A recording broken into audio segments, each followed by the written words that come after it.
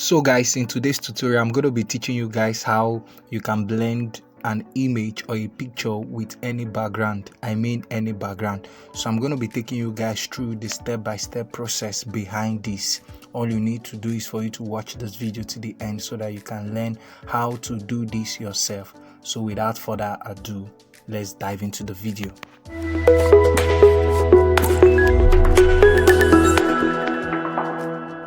So guys, this is the application we are going to be using to blend an image with any background.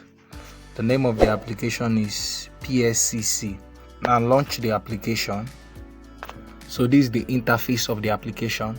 Now there's something I would like to say before we proceed any further. Just so you know, this application is not on Play Store. You are not going to find it on Play Store. Now, if you'd like to gain access to this application, let me know in the comment section. It's very important. Better still, you can join our WhatsApp community because I'm going to be dropping the link to the application there. I mean in our WhatsApp community.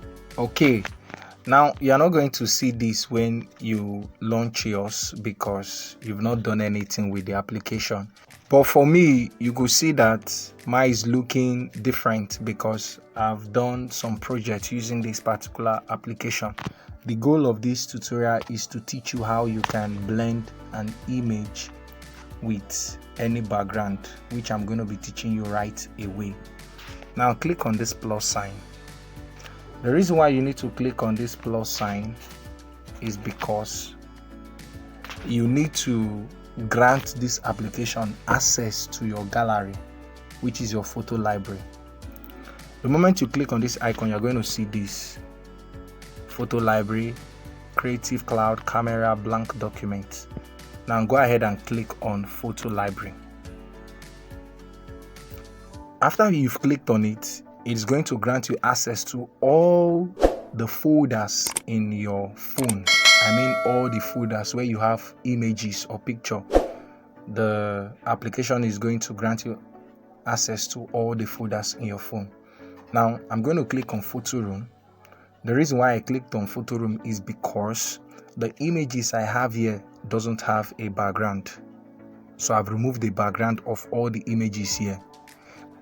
It's important to know this because it is not possible for you to blend an image that has a background with a different background. It's not possible. So you need to blend an image that doesn't have a background with a different background altogether. Now we're going to be working with this particular image you saw my thumbnail.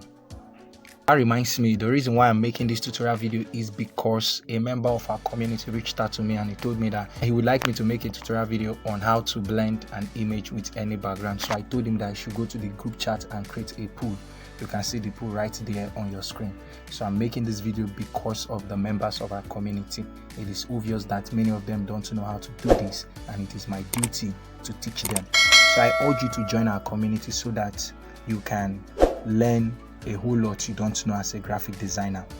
Having said that, let's continue.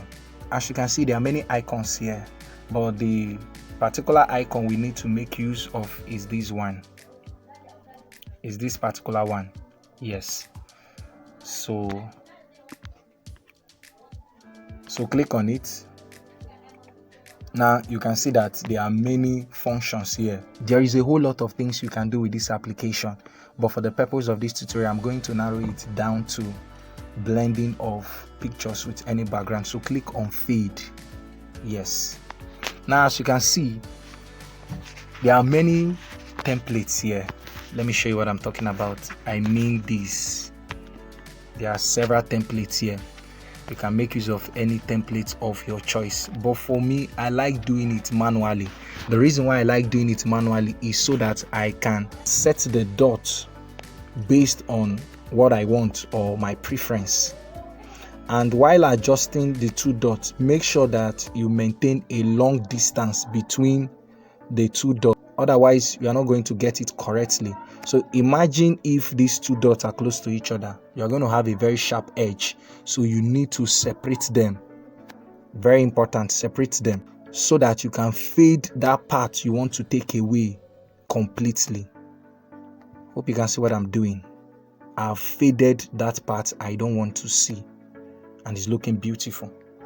So guys, this is how we do it, and I'm still going to show you how to save the image after you are done.